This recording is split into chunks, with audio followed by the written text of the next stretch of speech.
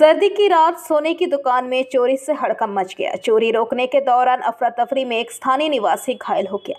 घटना दक्षिण 24 परगना के बारुईपुर की है। बुधवार की देर रात बारुईपुर थाना अंतर्गत धपड़पी रेलवे स्टेशन के पास एक सोने की दुकान का शटर तोड़कर बदमाश गिरोह चोरी कर रहा था। शोर सुनकर पड़ोसी बाहर आए और चोरों को पकड़ने का प्रयास किया। गिरोह को भागने से रोकने के दौरान एक ग्रामीण घायल हो गया। सोने की दुकान में मालिक शंभू घोष ने बताया कि बदमाशों ने करीब 1 किलो चांदी का आभूषण और 15 ग्राम सोने का आभूषण लूट लिए, जिनकी अनुमानिक बाजारी कीमत कई लाख रुपए है। वही घटना से इलाके में काफी दहशत का माहौल है। व्यवसायियों ने बारुईपुर थाने की पुलिस गश्ती की मांग की है। ঘটনাটা আমরা যেরকম দোকান বন্ধ করে চলে যাই সেরকম চলে গেছি। পরের দিন যেরকম এসে খুলি সেরকম খুলবো, কিন্তু রাত্রিবেলা 3টের সময় 3:30 সময় একটু খবর পেলাম যে এরকম হয়েছে। এসে দেখলাম সবাই নিয়ে চলে গেছে।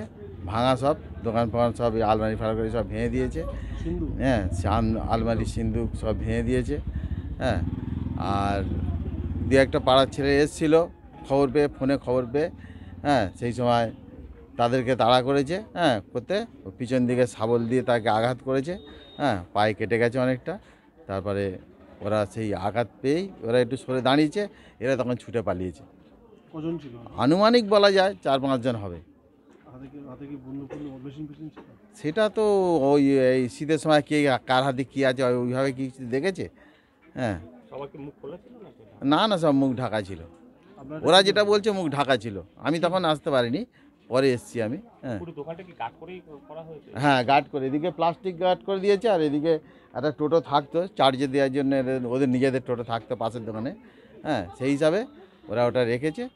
আর ওই পাশ থেকে ওই প্লাস্টিকটা ওরা নিয়ে এসে এটাকে দাঁড় করিয়ে দিয়ে আড়াল করে কাজটা করেছে। টাকা পয়সা সেরকম কিছু ছিল না, সামান্য হয়তো 2-400 হতে পারে।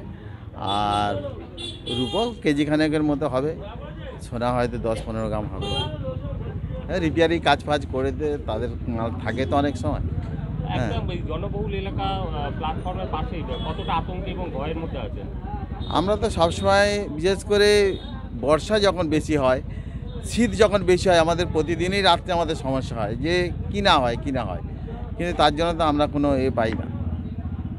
Bureau report, PBTV news.